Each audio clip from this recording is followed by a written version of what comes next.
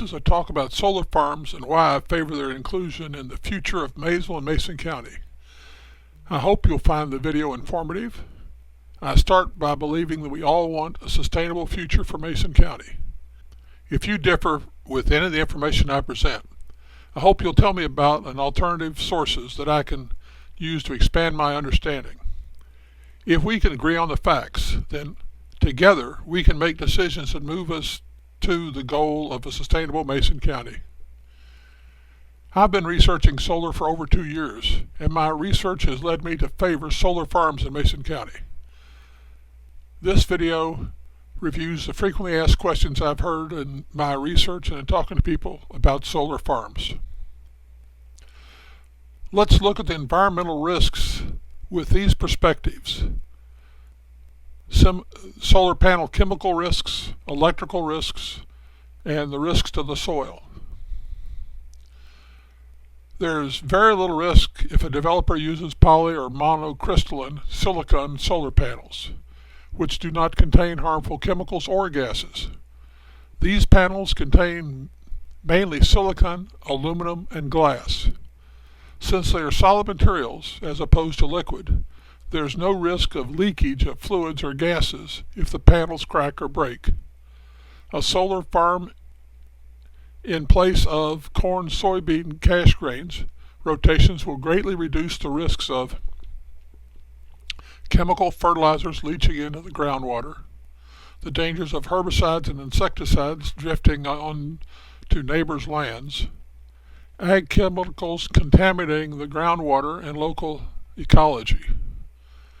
By using solar in place of livestock will eliminate the point source pollution from livestock waste. When we think of electrical, all solar facilities are designed with strict electrical safety standards to ensure safe operation.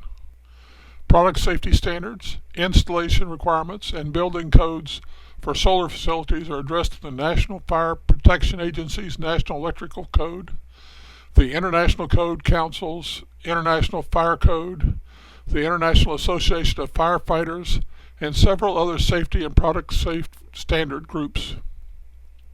The local utility will always check that these protocols are being followed before the solar farm is allowed to sell power. Because solar farms use sod, except in high traffic roadways, they build up the site's soil rather than risk losing soil, as can happen in some agricultural activities. All solar farms are subject to strict guidelines in stormwater drainage as well as for environmental permitting. Each site will go through rigorous planning phases, including the following: delineation of site watersheds, identification of internal drainage areas, completion of high-level calculations. Typically, reports rely on the rational method of calculating peak flows, confirmation that stormwater management is or is not required for the site, estimation of the scale and locations to accommodate the required stormwater storage. These studies will ensure that the project's water will be managed responsibly and will with no effect to the neighbor's operations. There will be standard construction noise during the construction period, but there is no noise from the panels once the project is completed. My statement is based on the results of engineering studies, one of which is available at the address shown.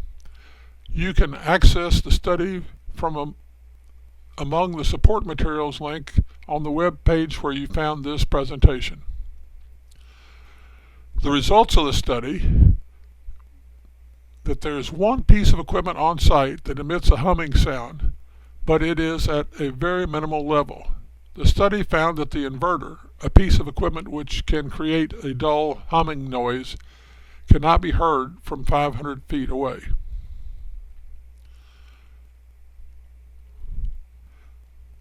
Is there an average tax bill associated with a 100-acre solar farm?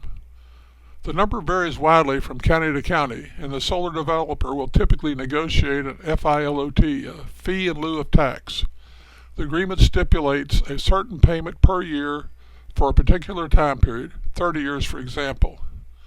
In reviewing previous FILOT agreements, it looks like a $24,000 yearly tax bill for a 100-acre parcel is fairly normal. Will a 20-foot height restriction on solar arrays allow the installation of modern solar farms?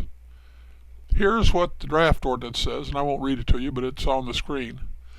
20 feet should be sufficient for panels and the accompanying technology, so long as any substations that's normally required for large projects of 200 acres or more, and poles are excluded from the 20-foot limit, and our draft regulation does. After 30 years, will solar farm be at end of life? Well, let's first remember that the first year that we would be talking about is 2051 at the earliest, but it will probably be even longer than that. Many solar leases last for 45 years, and the panels will most likely be in good working order after 30. In fact, many 30-year solar leases can be extended up to 45 years. It's reasonable to think that the developer will continue to operate the solar farm if it is still selling its energy at a competitive price. The real question is, do you believe that in 30 or 45 years the sun will be shining and electricity will still be in demand? If you think that, then by installing the current technology on the solar farm will be equal to or greater economic value then than it is now. The good Lord sends solar energy to us every day.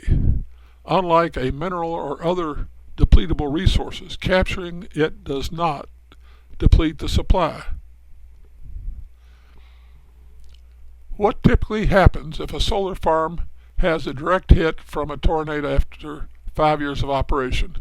And I've just got this picture of what happens when a tornado hits a town. In short, natural disasters such as hurricanes and tornadoes can damage anything in their path, but modern solar panels are built strong enough to withstand storms, hail, and wind. Places that can experience extreme weather and winds events have occasionally passed rules to ensure that solar systems can survive the worst, and these measures have motivated solar cell producers to create storm-proof technology. Most places in Florida, for example, require solar installations to withstand winds of 160 mile per hour minimum. In any case, if the panels are damaged by natural disaster, the developer's operation and maintenance team will note the damage through its monitoring program and resolve the issue. To fund the repairs, the developer can use funds from their insurance policy. This is much the same as insurance landowners carry offset risk for the same storms damaging their buildings and such. This picture demonstrates that the Lord can destroy anything man can build. It's why solar farms investors maintain insurance against exactly this kind of risk. When we think of the risk, it's just like when we insure our house or crops against storms. In tobacco, we worried about hail. Solar farms will need to worry about tornadoes, and there's insurance out there for that. How are old solar panels disposed of? They can be sold as refurbished panels to residential customers at a reduced price, or they can be recycled and sold for scrap metal. Most solar companies guarantee to carry out the disposal themselves. Many of the elements of a solar cell, such as the glass, polymer, aluminum, copper, and semiconductor metals, can also be safely disposed of in a landfill if it's uneconomical to recycle. Should an operator fail to maintain a solar farm, the first option is for someone else to bring the site back online. If that's not economical, the salvage value of the old panels can be expected to more than pay to reclaim the solar farm site. And let me restate that. The salvage value of old solar panels can be expected to more than pay to reclaim the solar farm site. I believe the landowner should be responsible to salvage the solar farm should the leaseor or operator fail to. If the solar farm is either not in operation or fails to follow the regulations for more than 6 months, The landowner should be required to prepare the land for its next use. The landlord should be allowed to capture any salvage value of material on their land. If the value salvaged exceeds the land preparation cost for the next use, any excess should be returned to the leaseor or the operator. The local government will still have the same rights that they do now if the landlord fails to maintain their property. Can solar farms impact airports? I admit the solar farm close to the final approach on an airport may have an adverse impact. However, there's no way that we can know prior to knowing the location and design of the solar farm relative to the airport landing pad.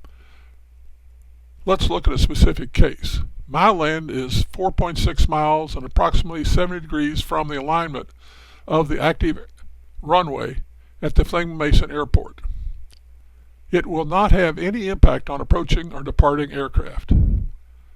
It is appropriate for the Board of Adjustments to consider each solar farm relative to the airport when the site is being considered. This seems to argue against having solar anywhere in Mason County be a permitted use no matter what the land zone is. Rather, conditional use seems more appropriate. That would allow the evaluation of each solar farm and how it would affect its neighbors, including airports.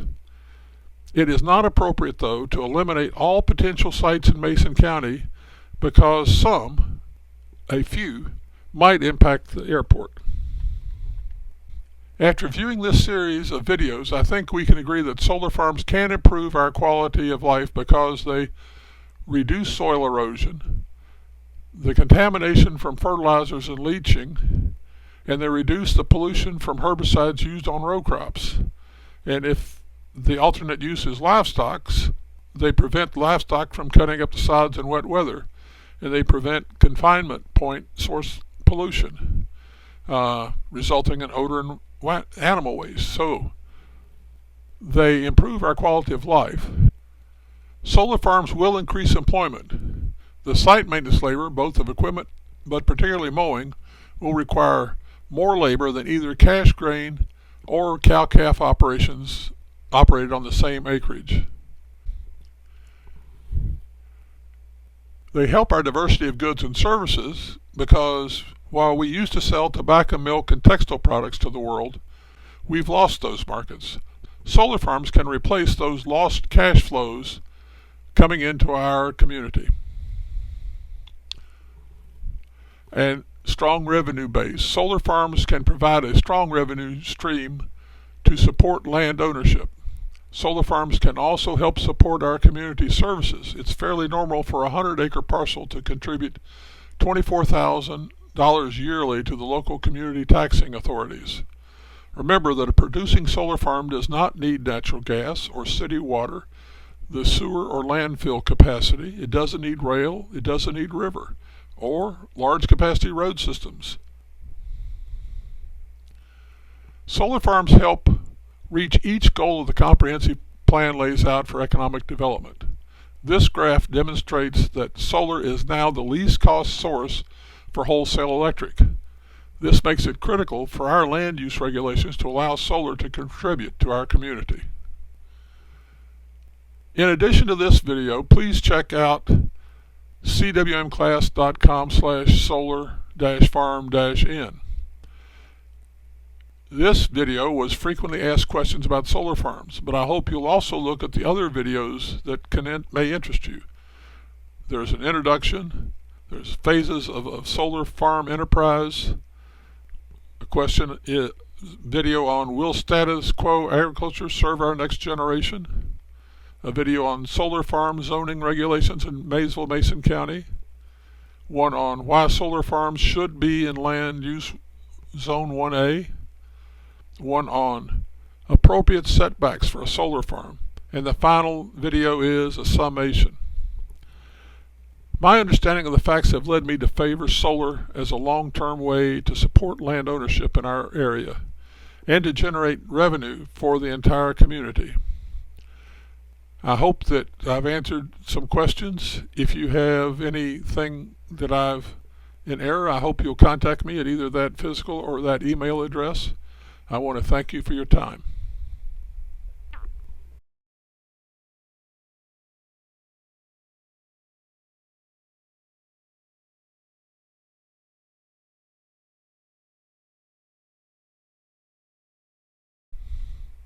Welcome. I'm Bill Marshall.